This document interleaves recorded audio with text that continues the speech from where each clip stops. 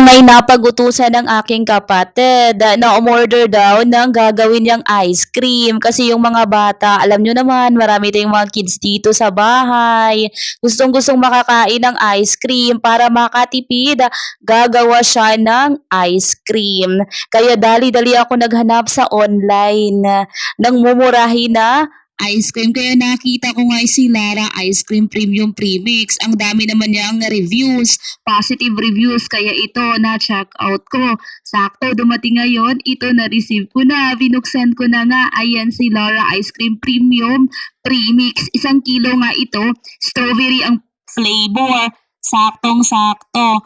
Gagawin niya ito bukas. Huwag kayong mag-alala, bibidyohan ko ito bukas kung ano yung magiging resulta, kung masarap ba yung ice cream na to. Strawberry yung flavor nito para unlimited kainan na sa paparating na Pasko.